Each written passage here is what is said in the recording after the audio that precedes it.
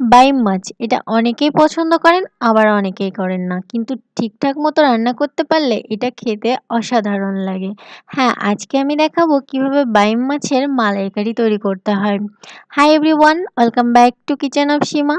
চলুন দেখে নিই কিভাবে বাইম মাছের মালাইকারি রান্না করা যায়। চলুন শুরু করি।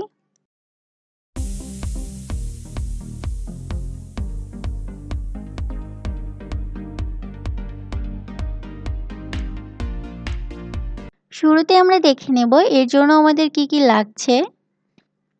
প্রথমে আমাদের লাগছে বাইম মাছ। এখানে আমি প্রায় ৩০০ গ্রাম ওজনের একটা মাছকে চামড়া ফেলে ভালো করে ধুয়ে রেখেছি।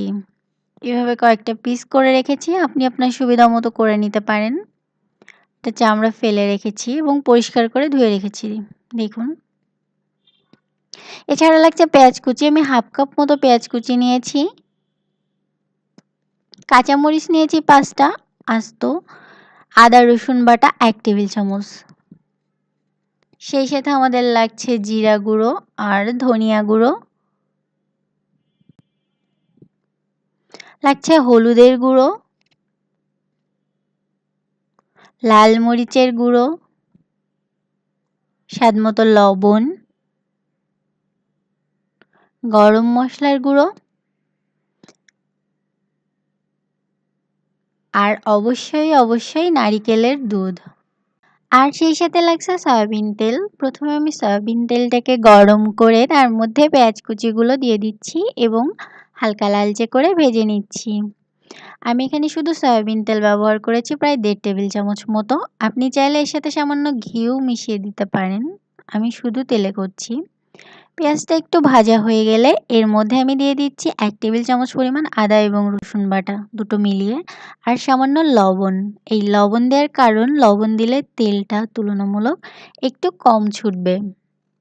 এবার আদা রসুনটা সামান্য একটু ভাজা হয়ে গেলে তার মধ্যে আমি দিয়ে দিচ্ছি লাল মরিচের গুঁড়ো ১ টেবিল চামচ মতো। আমি ঝাল একটু বেশি খাই, আপনি কম দিতে পারেন। আর হাফ চা চামচ মতো হলুদের গুঁড়ো। এবার এটাকে সামান্য একটু নেড়ে এর মধ্যে দিয়ে দিচ্ছি জল। এরপর এতে আমি বাকি গুঁড়ো মশলাটা দিয়ে দিব। জলটা আগে দিলে গুঁড়ো মশলাটা আর পুড়ে যাবে না। এর ভেতর প্রথমে আমি দিয়ে দিচ্ছি হাফ টেবিল চামচ মতো ধনিয়া গুঁড়ো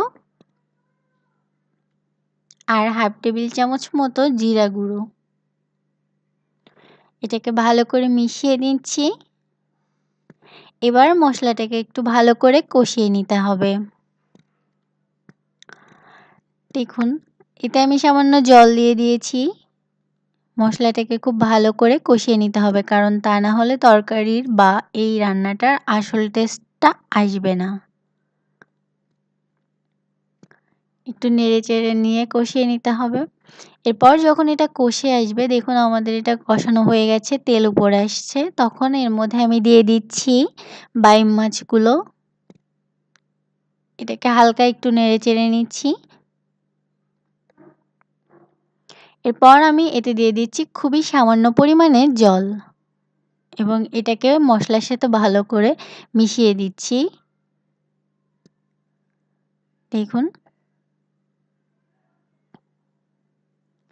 বাইম মাছটা কষাতে কিন্তু একটু বেশি সময় লাগে, অর্থাৎ এই মাছটা নরম হতে একটু বেশি সময় নেবে। কিন্তু প্রপারলি রান্না করতে পারলে এটা খেতে কিন্তু অসাধারণ লাগে। আমার তো মনে হয় মাংসের চেয়েও অনেক বেশি টেস্টি লাগে। এবার এটা যখন একটু কষানো হয়ে যাবে তখন এর মধ্যে আমি দিয়ে দিচ্ছি হাফ কাপ মতো নারিকেলের দুধ। আমি এখানে টোটালি ১ কাপ নারিকেলের দুধ ব্যবহার করব, আর এখানে হাফ কাপ দিয়ে দিয়েছি আর বাকি হাফ কাপ পরে ব্যবহার করব।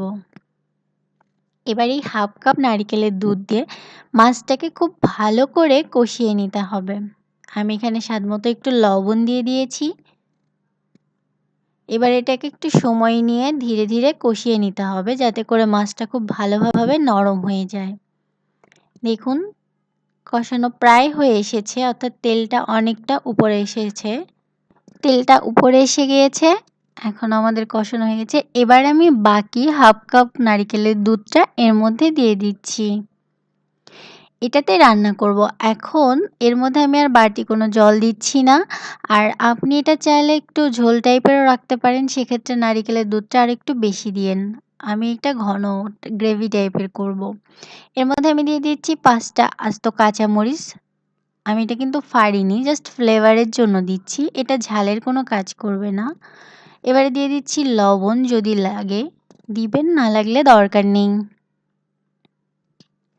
আর দিয়ে দিচ্ছি ১/২ চা চামচ মতো গরম মসলার গুঁড়ো। এটাকে মিশিয়ে দিচ্ছি ভালো করে। আপনি যদি চান এখানে খুব সামান্য পরিমাণে চিনি ব্যবহার করতে পারেন। জাস্ট একটু টেস্টের জন্য। না চাইলে দরকার নেই, আমি দিইনি। এবার এটাকে একটু জ্বালিয়ে আপনার পছন্দ মতো গ্রেভিটা হয়ে আসলেই তৈরি হয়ে যাবে আমাদের বাইম মাছের মালাইকারি। প্রপারলি রান্না করে দেখুন, খেতে অনেক ভালো লাগবে।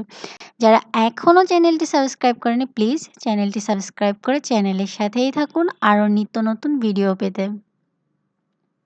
তৈরি হয়ে গেল আমাদের মজাদার বাইম মাছের মালাইকারি। এবার এটাকে সার্ভিং বলে উঠিয়ে সার্ভ করে দিচ্ছি। ভিডিওটি দেখার জন্য অসংখ্য ধন্যবাদ।